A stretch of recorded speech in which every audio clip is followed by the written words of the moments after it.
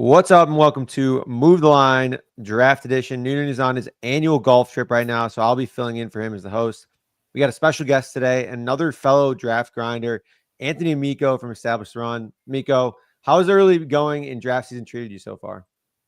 It's awesome, dude. I mean, we have no real good information, and I feel like that means the last 3 weeks are going to be a real sprint. So I kind of prefer it that way. So I feel good about it. Yeah, I felt like last year I took some pretty big positions early. Felt like I was getting ahead of the market, and turns out I was just getting behind it. It didn't end up working out all that well, but excited to refine the process. Trust some different individuals this go around, and I think it's gonna be solid. I feel like you and I have won a lot together, lost a lot together.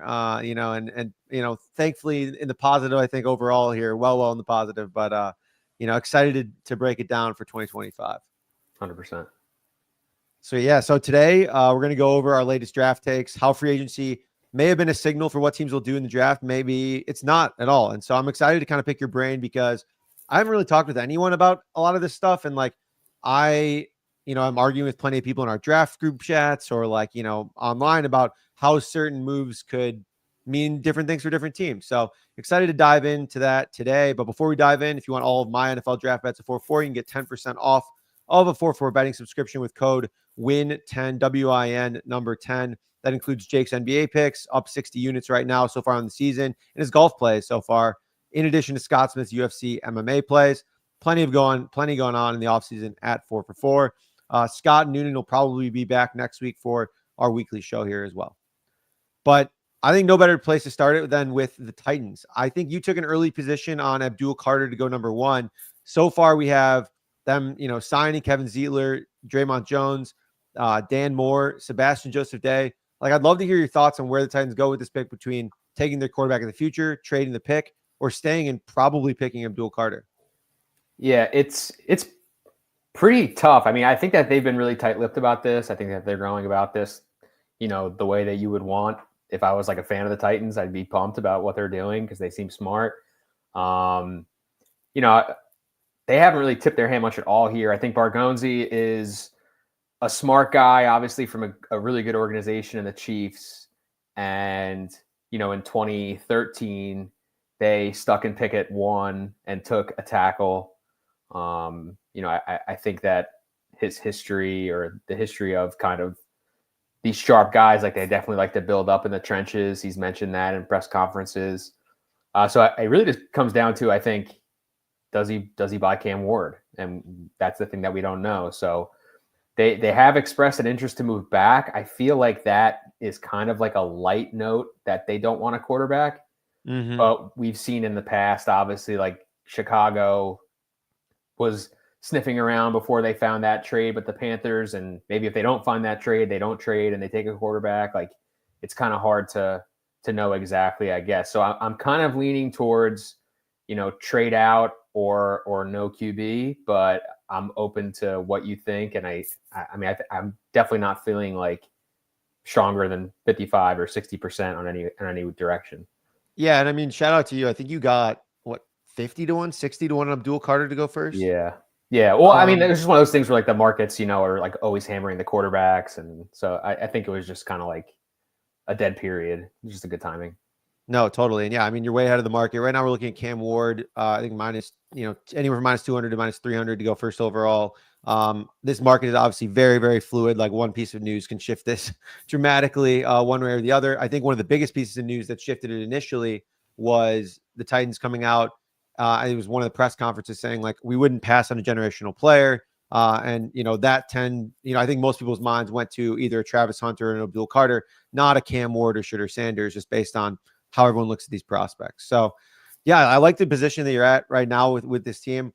I'm honestly not sure. I think that they are now considering it more because based on how in the free agency, they're just adding a bunch to the offensive line. I don't know. I think it's kind of a wild card here. I think that Cam Ward is more in play now than I thought he was originally, maybe a week or two ago. But I'm still not sold either way. I think that they could easily trade out. And I think one of those teams that would trade out with them would be the Giants. So the Giants, depending on how the Rodgers sweepstakes goes here in a minute, I think that's a big domino because if the Giants don't get Rodgers, they're in full desperation mode. Joe Shane this is his last hurrah. This is Brian Dable's last hurrah. Like it's all or nothing in my mind. I don't know. Do you have any thoughts on the Giants where if they do land Rodgers, what do they do at 3? If they don't land Rodgers, like what's their decision point there? I think if they land Rodgers, they're like almost certainly taking Travis Hunter at 3. I'm like you said, their backs are against the wall. I feel like they have to keep this job.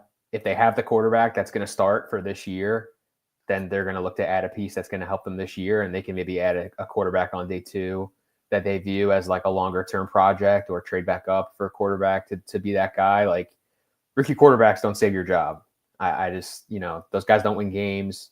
We just saw with the Bears, like they drafted Caleb, who's like consensus one of the best guys we've had, and his coach got canned immediately. So like that's kind of how it goes. Like I'm not even sure that like trading up for Cam Ward if they don't get Rodgers makes sense for them, just because like I almost feel like they should be looking for the Cousins or the whatever, like some other guy that can come in and win games. So yeah, I mean I think if they get Rodgers, I'm like positive they're not going to take one. I feel like because DJ has kind of like hinted towards that, and it's just like I don't know, dude. Like you're going to sign Rodgers, like all quarterbacks. You're going to sign Aaron Rodgers and then draft a quarterback at 3. Like he's going to freaking kill you. No, I agree with that for sure. It is a tough decision, but it feels like the last few times we've seen this kind of dynamic where their backs against like a team's GM and head coach's backs against the wall, it almost always seems to backfire, because if they get Rodgers and it goes poorly, like they're going to get fired, and then the team is kind of in disarray. Like it's not a great job at that point because they just got to fix a lot of other issues. And then if they trade up for Cam Ward, hypothetically, if they don't get Rodgers, I mean, whoever comes in after them, and it probably won't go well, like whoever comes in after them now is stuck with a quarterback that they traded up for, traded away future picks for. So either way, I'm not generally a fan of that like team building philosophy of like, oh yeah, don't worry, we'll give them one more year to prove themselves. Like that's just a disaster. Like that's, I think, one of the worst decisions you can make. So the Giants, I do agree though. If they do get Rodgers, they take Travis Hunter, then I mean, I don't know. Are they going to be good? No, but like, could they be interesting in some games? Maybe. I don't know. It depends how Rodgers plays. So I don't know. We'll see. Maybe I don't want to commit to that yet. Yeah. The other thing I was going to say, just to go back to the Titans, is they signed Brandon Allen today. Oh, okay. Yeah. And I'm like, okay. Like last year we saw like, the Commanders got Mariota, the Patriots got Jacoby Brissett. Like I felt like that was like very clear what those teams were doing when they made those moves. Brandon Allen is like, I don't know. I mean, I assume he's like the 3rd quarterback there. Like I'm not sure if that's like support of Levis or like support of, maybe we'll be in the Cousins sweepstakes, or if it's just like, we want to add a body. We're going to dump Levis for 50 cents on the dollar, and then we're going to draft Cam Ward. So, yeah, it is pretty interesting. It's how much was the deal for? I must have missed the guaranteed numbers. I didn't see the numbers on it. I just saw that they got him. That's the I don't know, the interesting thing, because we were going into that with the whole Joe Milton, right? Signing of Josh Dobbs for like 3.8 million guaranteed and all that stuff. And I mean, it forced me to like kind of take a deep dive into like what does these numbers actually mean in terms of like relative to the rest of the league, of how much they're paying backups, how much they're paying third stringers. It doesn't look like there's any numbers for Brandon Allen yet, but it could be telling. I struggle with like teams like them, and then the Browns to some extent of like, yeah. Well, are you really going to like run it back for a year with like some guy that you just said has no chance of succeeding, like straight up no chance? That's kind of what I struggle with. Like, I feel like you got to at least make some maybe veteran move or some random acquisition, or take a quarterback in like the middle rounds. I mean, that's the other option too, is you take a Tyler Shugg or Jackson Dart or something like that. If he gets there, something like that. And you just need a little bit of hope somewhere, right? Yeah. I mean, I don't even know whose butt is on the line. Can I curse on this show? Like, well, yeah, you can say whatever. Yeah. Okay. Yeah. Like, I don't know whose ass is on the line in Cleveland, because it's like, I feel like the owner has like driven all of this, but also is the kind of guy to be like, nah, this is your fault. So it's, they're in a tough spot. They traded for Kenny Pickett. It sounds like they told Pickett he's going to have a chance to compete to be the starter. I mean, they can tell him that and then draft a quarterback, and it doesn't really matter. So, when I look at their room, I mean, Watson, I just assume is not going to play. He's toast. Yeah, he's gone. They have Pickett. They'll draft a quarterback, I guess, at 2. I mean, of all the teams, when we talk about the possibility that Cam Ward goes 1, like of all the teams that are picking like in the top 10, that would seem the most comfortable with Shedeur. It seems like that would be Cleveland. I mean, the OC is like buddies with Dion. Pickett is kind of a similar player to Sanders. So I feel like they're maybe setting the table for him. Now, I don't know if that means that they're really comfortable that Ward is going to go 1, or like if they would prefer Sanders over Ward. Like everything is on the table for Cleveland because, I mean, they kept Myles Garrett. So I guess like the Abdul Carter angle is kind of like not as strong. I do know that Andrew Berry said that he views Travis Hunter more as a wide receiver. So I think that is indicative that they could have some interest because they definitely have a need there. But it feels like the quarterback is kind of the way that people are leaning. Yeah, I think, and you're following the breadcrumbs of the people that we trust in terms of like publicly available sources. The initial stuff coming out of Cleveland was, I believe, from Todd McShay saying, I don't think they're going to take quarterback. And then Schefter comes in and says they're absolutely taking quarterback. And then now is starting to walk it back like last week and is like, well, I don't know actually anymore. Like maybe they won't take a quarterback. And to be fair, Schefter's comments were never like, because they told me. It was like, because they have to. That was the phrase that he said. I mean, they have no money. They have no money. So it's like, unless the Falcons cut Kirk Cousins and they can sign him for the minimum, like there's no other way that they get a quarterback on their roster. Yeah. They're toast. And so again, it's like, I feel like their roster is not that bad overall. I mean, they have a couple of decent players, and I mean, are they a quarterback away?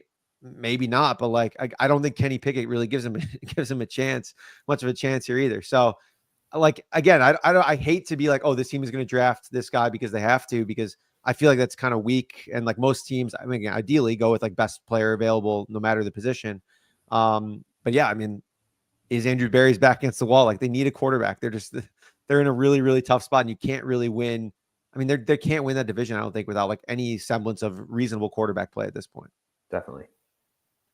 Yeah. So I think that's kind of an interesting top 3 there. The 4th team that I think is interesting here, the Patriots. So the Patriots had kind of an interesting dynamic, stacked their defensive line with, added Milton Williams, added Harold Landry, Robert Spillane. Also a big signing, I think, with Carlton Davis, another corner. Hypothetically, if Shedeur Sanders, Cam Ward, and Abdul Carter go 1, 2, 3 in some order, that leaves Travis Hunter on the board. I think initially entering free agency, I thought, well, that can make a ton of sense. Like put him at corner and then give him some wide receiver packages. The Patriots need, both those still.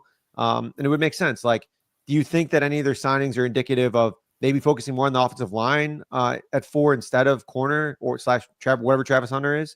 Or where's your head at after free agency? I think that they have a clear and obvious need on the offensive line. They've talked about that. I mean, I don't think that they're done making moves there, whether it's, trades, free agency, more draft picks. Like they have to invest more in that group. But I think that they're flexible still, like I think that if two quarterbacks were to go in the top 3 and it was Hunter versus OT1, then I'm kind of like, I don't know, like you still don't really have a go-to weapon for Drake May. So like you probably still take Hunter, but if only one quarterback goes and Hunter and Carter are gone, then I think it's like Membu, Will Campbell, one of those guys to solidify up front. Yeah, I kind of agree. Like the more I was looking at it, I was like, it's tough. Like, passing on Travis Hunter is something that you could definitely regret, but also not having an offensive line is just going to be another year paying for Drake May. And you're putting a guy who I think flashed some potential last year in serious harm's way.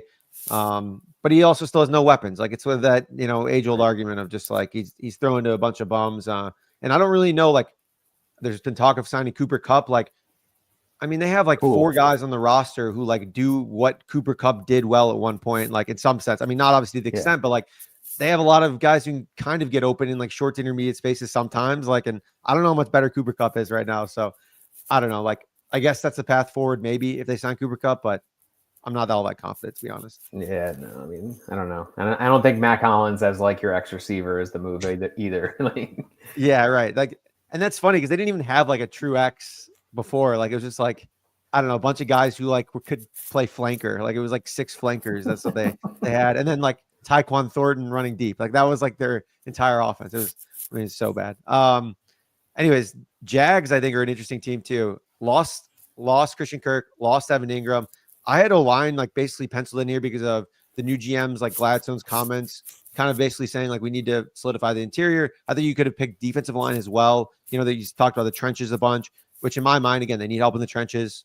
That makes sense. But now, I mean, do they take a wide receiver? Do they take Tyler Warren? Like, are they just not? Because they've also talked about like trying to, you know, surround Trevor Lawrence with talent. So I think that there's like 3 to 4 different ways that they could go at this point.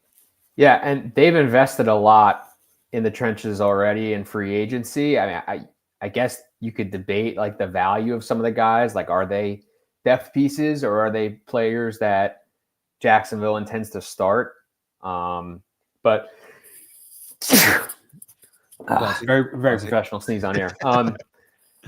But like, if you're getting these pieces, I think you're at least enhancing your flexibility. So, you know, I don't want to sleep on Warren. I don't want to sleep on the tight ends at all because I think that like those are like top 6, top 8, top 10 guys from a lot of really sharp people. And once you get past Carter and Hunter, it's kind of very flat. So like I wouldn't shock me if they did that. Now, like Brenton Strange was, I thought, good for them last year. That doesn't mean that we can't do better. So, you know, I definitely think the tight end is in play. I'm with you. Like I was like all over the O-line thing, but then I see all the moves and I'm like, okay, maybe, you know, maybe not. They're going to have a chance at I keep on calling him kind of Mason Graham. Yeah. Who is again like a consensus top guy. So like they're gonna have a ton of options too. I feel like everything we say about the draft right now is like they could do A, B, C, D, E, and it's like we just don't really have any clarity. I don't think that free agency clears up a lot of things for these top teams just because the teams are so bad. So it's like, you know, what does it tell you that Jacksonville signed, you know, 2 guards and attack? It's like it tells me that their offensive line stunk last year and they're desperate. You know, like it doesn't really tell me what they're going to do necessarily with their 5th overall draft pick. So I think that's the tough part about this. Yeah, no, 100%. I feel like that makes a ton of sense. You spoke of Mason Graham there. We bet, you know, our buddy Dane over here, about that he's going to go in the top 10. I think it was what -150, something like that. Easiest bet of my life. I mean, what do you think that opens at? Like, what do you think that opens at? Like when it opens on sportsbook? Because I have an opinion on this too. Like, what would you price that like at a sportsbook right now? -900. I mean, like that. Like I think that. I mean, it's a one-way market, so like it's gonna be juicier, you know. But like, yeah, like I don't know. Like I feel like the guys who are in the top 10 of every mock draft, like you either don't get a number or it's like a really high number. So I don't know. I mean, we're not going to get a yes, no on it. So it's not like I'm going to hedge my bet or anything, but it's like, I don't know. I just feel like that's a great price. Like, yeah, I think Dane just got a little over his skis there. I don't know. Maybe definitely. he's, you know, interested in some action. Looking at Vegas refunds sheet. I mean, there's like, I mean, 3 or 4 mock drafts out of the, I don't know, 30 or 40 that he has in the last like 2 weeks that don't have him in the top 10. Yeah, I mean, I feel pretty good about that. I feel like 80-90%. There's a lot of fits for him. I think starting at 5 makes a ton of sense.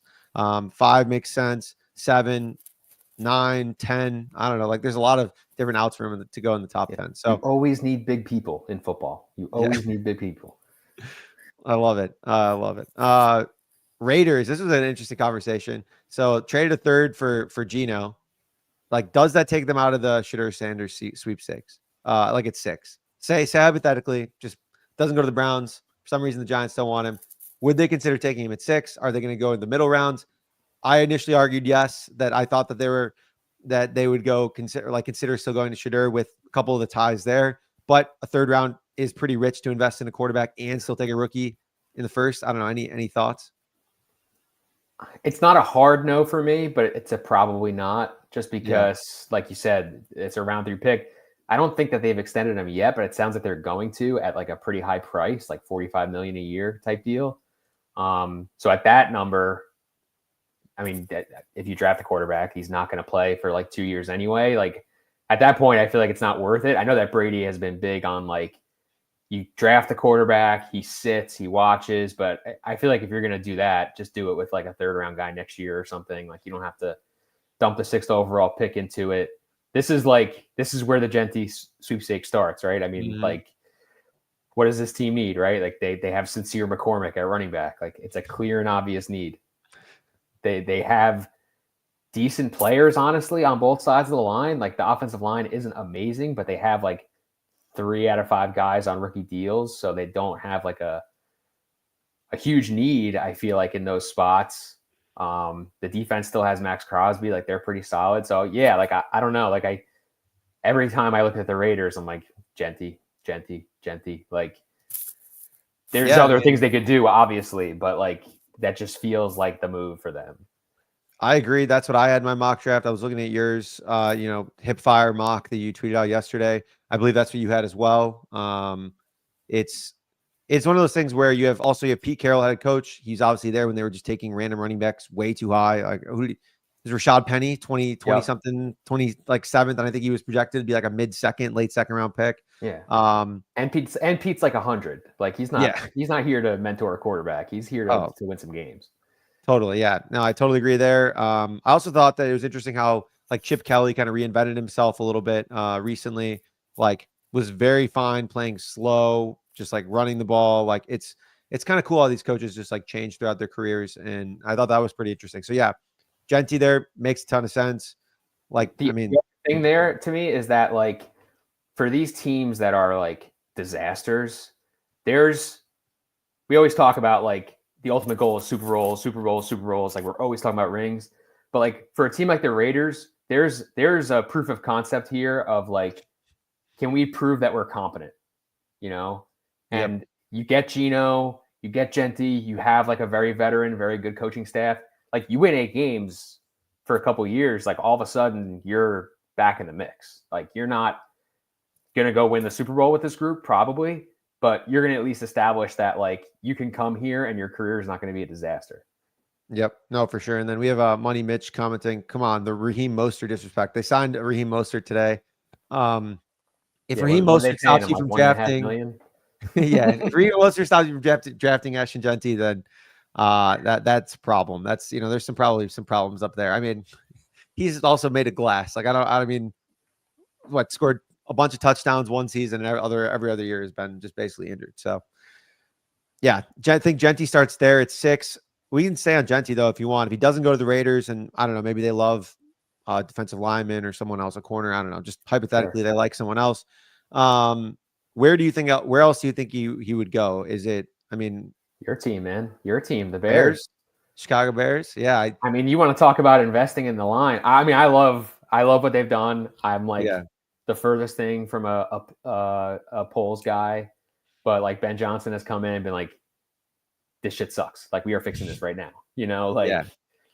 Identity, built the offensive line. I mean, I know we kind of Matt Miller's like hit or miss on a lot of things, but he was like, you can kind of take O-line out, which seems fair. I mean, they put a lot of money into those middle 3 in the last 2 weeks.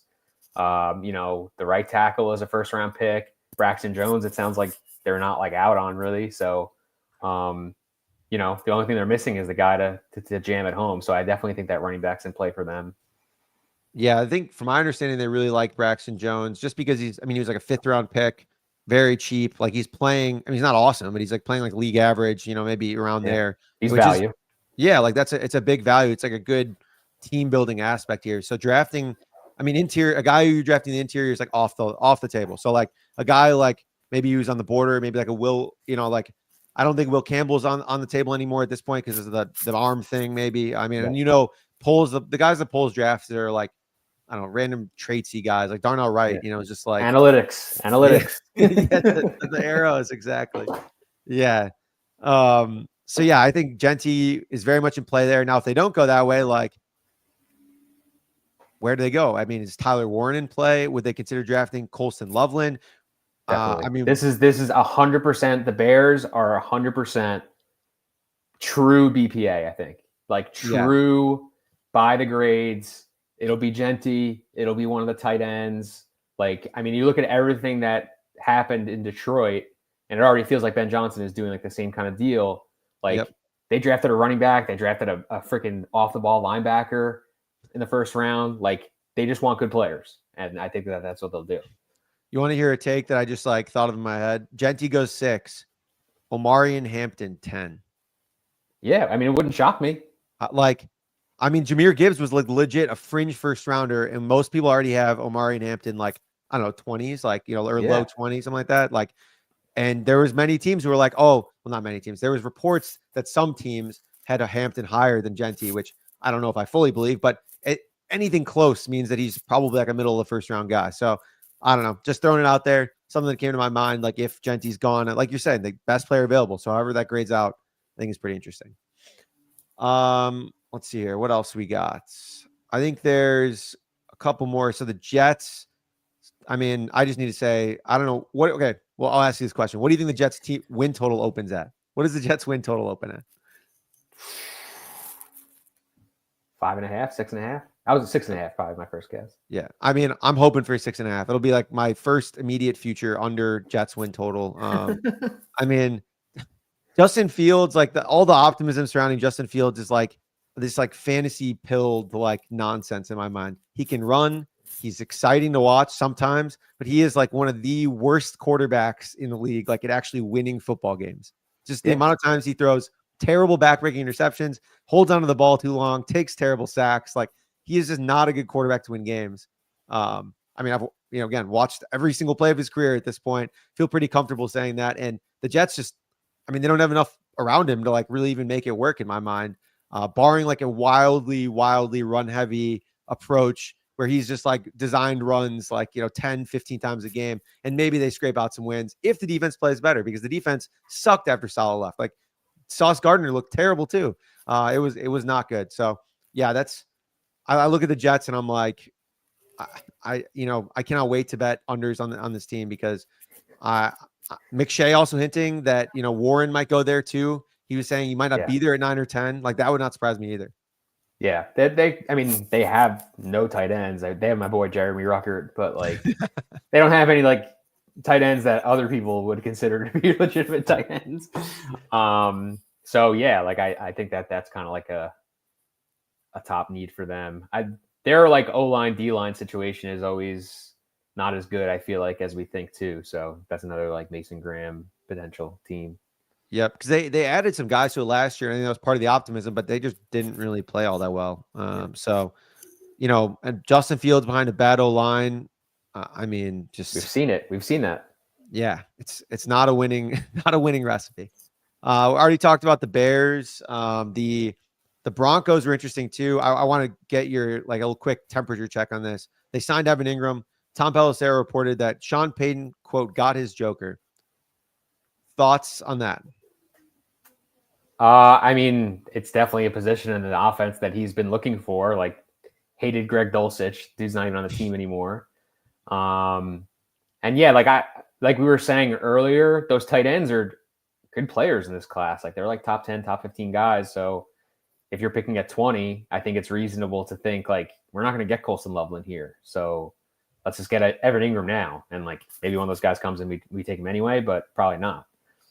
Yeah, like I don't know. In my mind, I was kind of thinking like a joker of being some exciting young player, like maybe one of the wide receivers or like, I don't know, one of the tight ends if it fell to them, maybe Omarion Hampton, just someone like that can, I don't know, maybe has a little more juice. Like I thought that immediately crowning him as like Sean Payton's joker felt like a little rushed, but listen, man, options are sparse out there. Okay. They got, Lucas Kroll or whatever, like they're just trying to find guys that are reliable.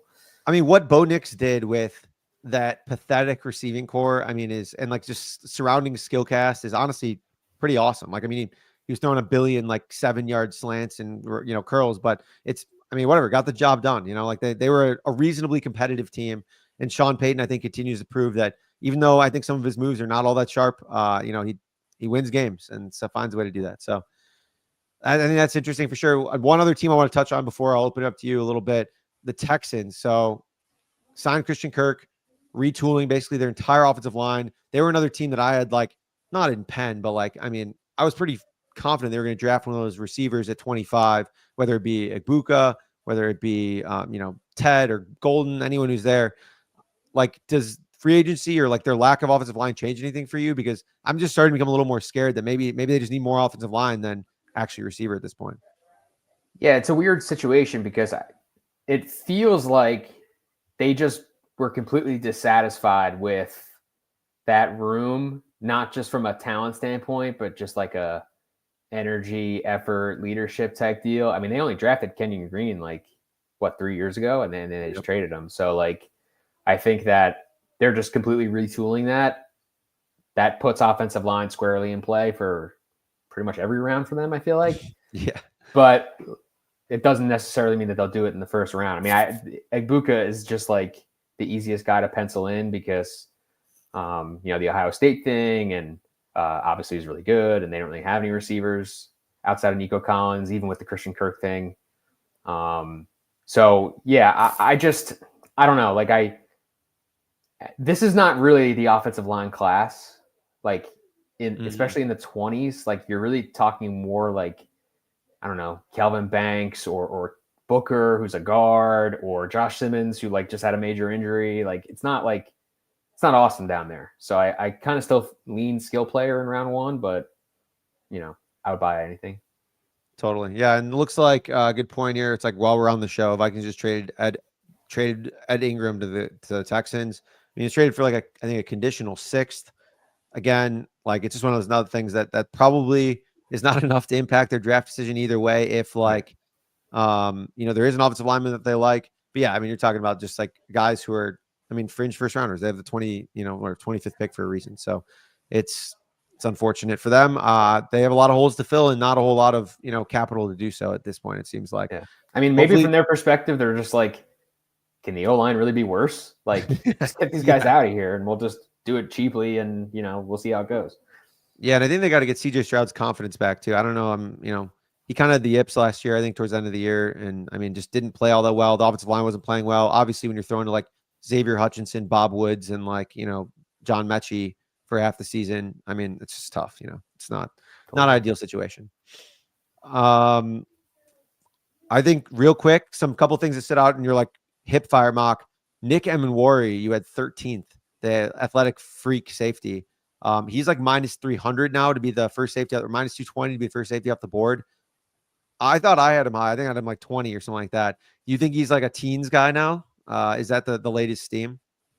I don't have a strong opinion there. I mean, I just feel like Miami really needs a safety. This guy is like a freak athlete. I feel like Miami always loves the athletes. And yeah, like, I don't know, like it's one of those things where, yeah, like safety is not really a premium position, but I think it's closer to that than it was like when we did the Kyle Hamilton thing and he fell. Mm-hmm. Like you get the guy with all these tools, and I think teams are excited about that. Like, I mean, I look in that range and I'm like, I'm not really excited about anybody. So I might as well just take the guy that I need.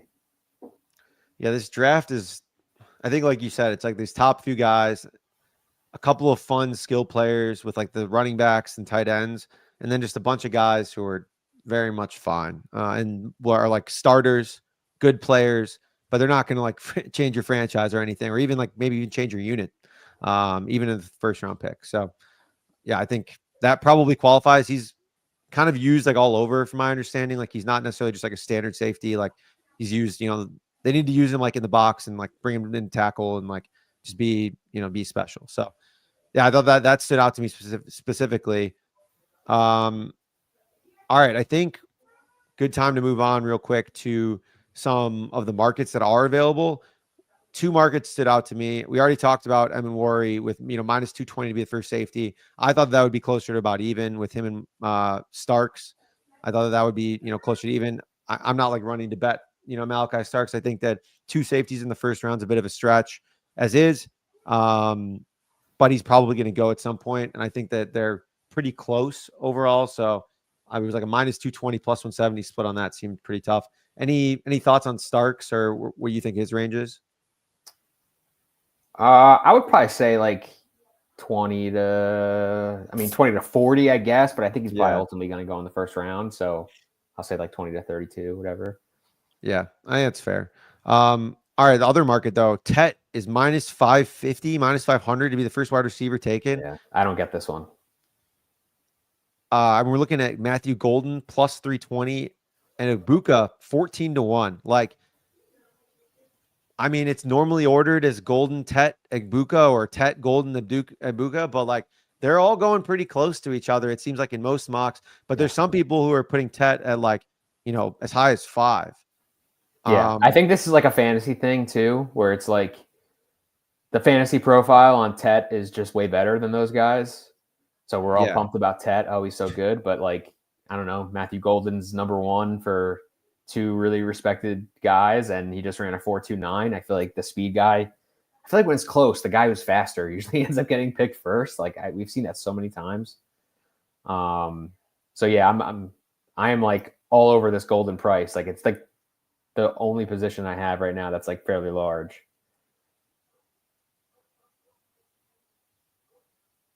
Oh, did I cut out?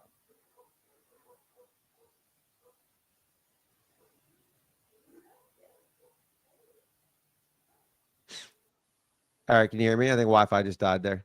We back? Cool. Was it me or you? No, it was me. My Wi-Fi just shut off. All right. Sorry, keep going there. And we can wrap up. You're talking about the wide receiver market.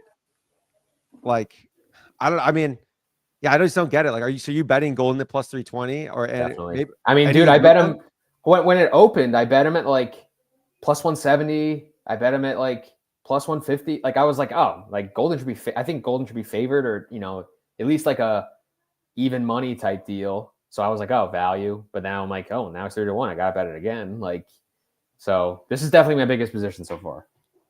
Okay. Well, no, I love that. Love to hear that. I think that, I think it's probably the right move. Like I need to add a little bit. Like I think this is a good time, especially at plus 320 to kind of start like adding to a portfolio in this market because it is a volatile market. And I think that's normally actually where we honestly like not win in a sense, but like it's much easier to make money because like there could be a report that comes out next week that says everyone has, like Golden wide receiver 1 or like 12, like most teams have wide receiver 1. In this case, this market's going to be like Golden minus 150 probably or minus 200 even. So yeah, I think good time to add there to Golden. Any interest in Ibuka at 14-1 or no? I mean, I like the case that you made, but it's just not. I don't know. I guess I just feel like he's a certain team flavor, and I don't know if that team is going to come before the other guys come off the board. So yeah, I think their range of outcomes are pretty tight, but I do agree that like he seems kind of like a back 20s type of guy. It's tough to think that he has a chance to go in the teens, whereas I think Ted and Golden, either of them could easily go in the teens. And I wouldn't be surprised. So yeah, I would think Golden's probably the better move there. All right. I think that's about it, honestly. I think we ran through everything. Do we miss any free agent stuff? I think we hit everything, right? Yeah, I mean everything that's important, I think there were so many moves where it was like everyone was like, "Oh, free agency is gonna suck," and then it was like all these things are happening, and all of a sudden we're like, "Oh, this guy's awesome!" Like, but for the most part, I felt like not a lot. Yeah. Do you have notifications set on your phone like to like Schefter, Underdog, stuff like that? Yeah. Oh, I mean, I don't know if you have an Apple Watch as well, but my wrist is just buzzing like for like 2 days straight with all these trades. I was like, I got to turn some of these notifications off because, obviously I care about like some of it. And usually it's like quick notifications are a good way to like make money if something big happens. But some of these moves, I was like, I don't need to know this right away, But anyways, appreciate you coming on, Miko. It was good chatting. Tell everyone where they can find your work or what's going on over at ETR. Yeah, we got to establish the run going. I mean, it's prime dynasty season, so I'm doing all the rankings over there. We're starting to put the dynasty player profiles out. We got Genty's up, Hampton's up. I think we just put Ted up today. So the goal is usually to get through like the first 2 rounds of guys that you'll see in rookie drafts. So definitely check those out. Awesome. Appreciate it. And we'll be back next week. Hopefully me, Noonan, and Scott Smith.